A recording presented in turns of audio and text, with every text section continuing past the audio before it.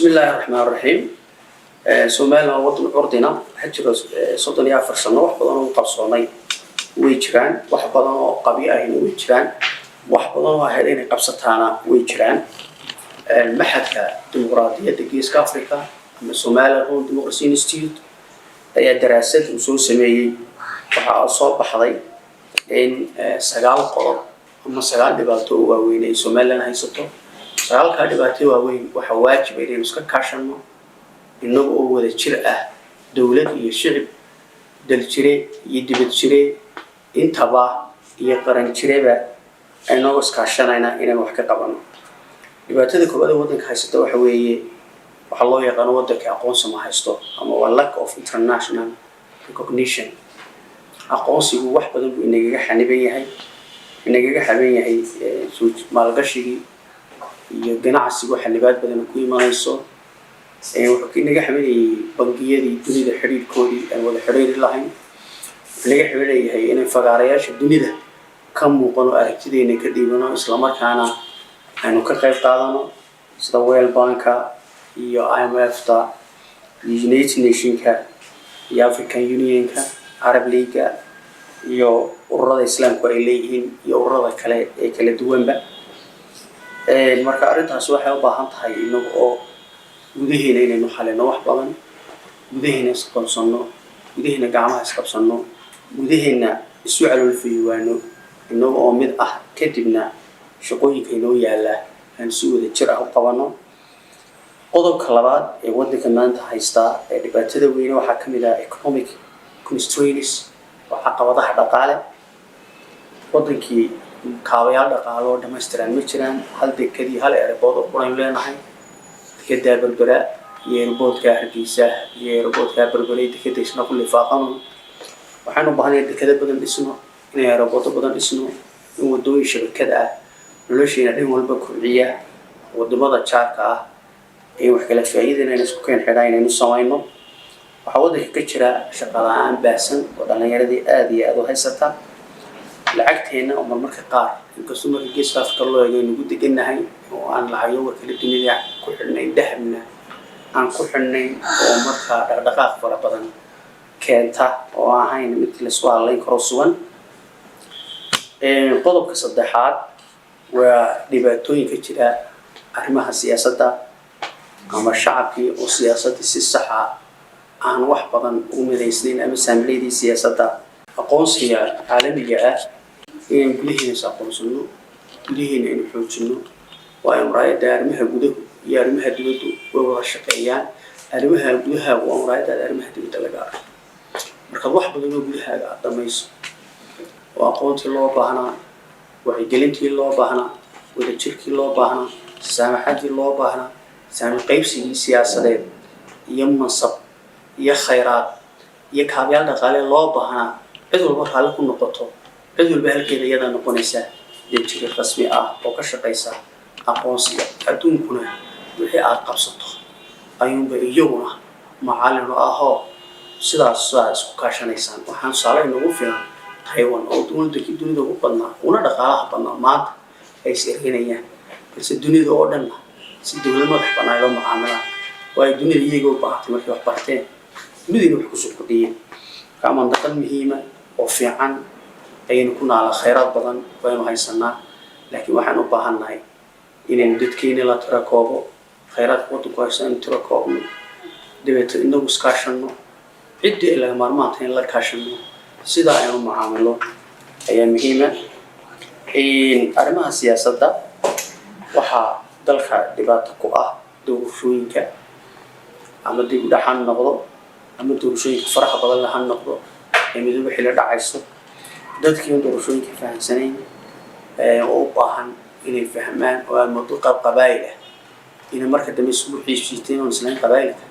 iyo goboleysiga ka baxa balse axsaabta ay sameeyeen dib ay ugu noqdeen oo u baahan daraasad macna leh oo ah in la sameeyo si looga baxo oo aan muddo mabaadi'da ay leeyihiin xisbiyadu inay xulka kala duwaneen oo marka qaar muddo magacyada oo dadka hogaaminayna kala duwan yihiin أصاحاتي قولين كيستدي سميسي مدرسة سميسي لهذين كم الله يقاب كودا يالان mabaadi'dooda waxbarashada siyaasadeed dhaqaale waa isku mid oo magacyadu kala duwan yihiin dadka qaar soo jeediyay ma xisbi qura isku tirtaan magac kale alla baxdaan hadii mabaadi' waaweyn ku kala duwanay tabasho badan oo dhexdeena taala ayaa iyaduna jirta gobolada qaar rafiyada u badnaadaan gaar ahaan daimka soo qaato gobolada bariga iyaga waxaba ka socda wada hadal iyo waxa ka socda maxaan ku dhahay dibashiisina ka socda laakiin tan gobolada galbeedka ee gaar ahaan awdal iyo salal ee lix tabasho waaweyn ayaa jira oo ay doonayaan saami in la kordhiyo dadkaasi dad u qalma xilalka saamiga ahna ay helaan si taa loo xaliyo waxaan soo jeedinay xilalka badan ee harsanimka in badan in deegaanada la geeyo soo gaar ahaan maxkamadda sare in badan bay bari jirtay baldoorkan gobol galbeedka iyo awdal hal la geeyo dhalinyaro trabeel ah oo iyaguna bilaa shaqo ah gobolada tuban isla markaana niyadsa badanna oo hayo ku dhacay taasoo iisisay inaanay kalsooni badan ku qabin isla markaana taariiban u baahan wacyigelin badan iyo shaqagelin iyo shaqaawo dhalinyarada ay si tixgelin iyadoo guud ahaan dhalinyaradu ay shaqo la'aday laakiin tixgelin gaar ah la siiyo in airportka Boorama la dhiso in tikada lagu haya iyo sayl la dhiso in dhaambiyoodo laga sameeyo deegaanada in wadooyinkii la ballan qaaday sideeda loo fuliyo loo yacadiyo Boorama wadadii la fuliyo bakiyo Boorama darwanaajiyo Boorama Boorama ya u bare loo hayo Boorama ama wadada kale lagu soo xiro oo wadooyinkaasna wax tar badan iyo ayuu ka qayb qaadanaya wax soo ku filan 4 sano ee wadanku jiray gobolka awdal iyo salal waxa laga dhisay 28 kilomitir oo ah dila ilaa Boorama wax wada taas oo loo bulshada deegaanka soo moodahay wadadii Soomaaliya dilay ku joogtay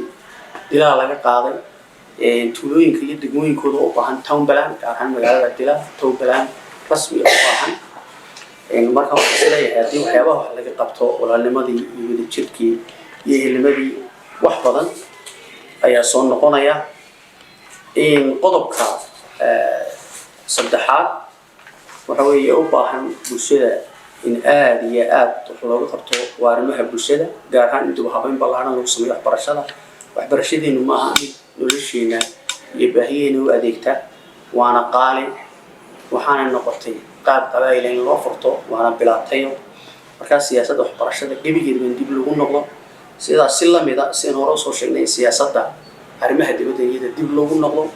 oo siyaasadaha caafimaadka laftiisa dib loogu noqdo oo arkayso caafimaadka iyo qaaliya isla markaana isna tayo badan aan lahayn dhibaatada afraad ee wadanka ka jirta u baahan iska kaashada waa arrimaha isbedelka cimilada iyo deegaanka taasoo abaaro soo noqonaya xaal joogto ah fatahaado marmarka qaar yimaada biyo yaraan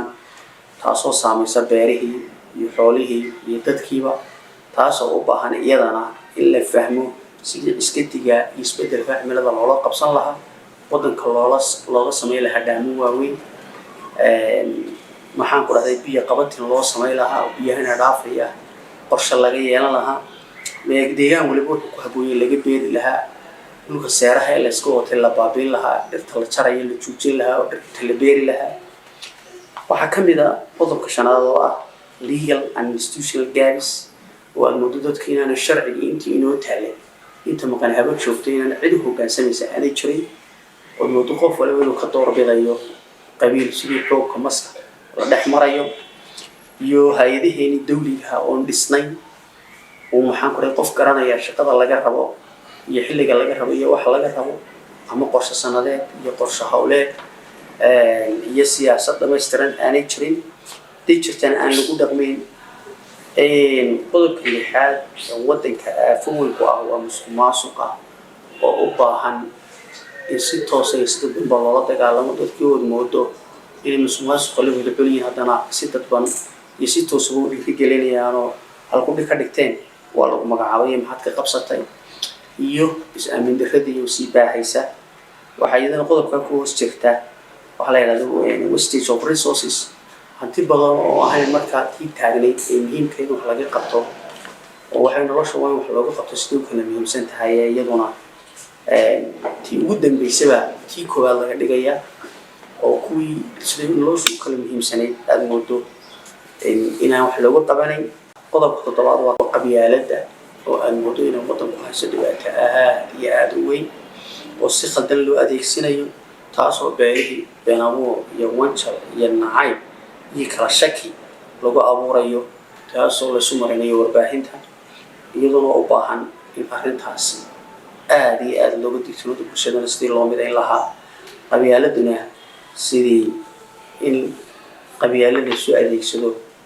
looga dagaalami lahaa qaadka oo aad moodo isugu aafo qaran yahay u baahan isagana daraasado badan oo kala duwan laga sameeyo warbaahinta iyo teknolojiyadda oo aad moodo si khaldan in loo adeegsado dhinac khaldan oo aan ka marnay hadday baraha bulshada noqoto hadday tviyada noqoto hadday joornaalada noqoto hadday internetka iyo isticmaalkiisa ay noqoto si khaldan oo dhankii faa'iidada lahaa waa midi laba qafle warbaahinta hadii la israa wax ku toosiya wax ku hagaajiya waddanka horumarkiisa ka qayb qaatana maadaama ummada oral society aynu nahay si waafiya iyaga iyo abwaanada iyo fanaaniinta iyo culimada iyo waxgaradka inta haddeen isku darano ummadda si san iyo meel san iyo dhinac san bay u jirin karnaa qodobka sagaalaad oo ah is aqoonsi la'aan innaga dhexdeena baan is aqoonsanay inaynu waddan gaaran nahay ummad walaalaan nahay ehel nahay isu baahan nahay kala maarmin qof waliba wuxuu u baahan kan kale u baahan yahay magacaada aad u doonayso magaca kan kale isna saasi la mid ah isna u doonayo oo ay tahay wax naftaada la jeceshahay walaalka la jeclow waxaad qabiilkaaga la jeceshahay qabiilada kale la jeclow noloshuna ay ku macaan tahay hoo iyo isi ay ku macaan tahay waxaan daraasada sameeyay maxadka dimuqraadiyadda on democracy in Somaliland on democracy institute sagaalka dhibaatay waaweyn baatinku way badan yihiin laakiin sagaalkaas ugu waaweyn sagaalkaas ay tahay inaynu iska kaashano dawladda ku taageerno qaab aqoon ku jirto adduunyadu way soo wada martay si aynu uga samato bixi lahayn in fula weyn galno marka hawl badan baa inoo taalla hawlaha inoo yaalla sidii wax looga qaban lahaa in fula weyn galnaa hawlaha haddii wax laga qaban waayo amni darray keenaan amni darraduna waxay keento weyn ognahay oo burbur iyo kala tag iyo isnac iyo nacayb ayay geysiisaa marka waxaan u rajeynayaa Somaliland guriyo gobonimo midnimo aan ogaano waxayna haystaa hawlaha inoo yaalla badan inayna isku mashquulin cid kale lagu mashquulsana inaan dhan ka gelin danahayna inoo yaalla aan qabsano salaamu calaykum kamaran cheegi bangiga oo la jaar dahabalaas u kaydso lacagtaada mar kasta iyo meel kasta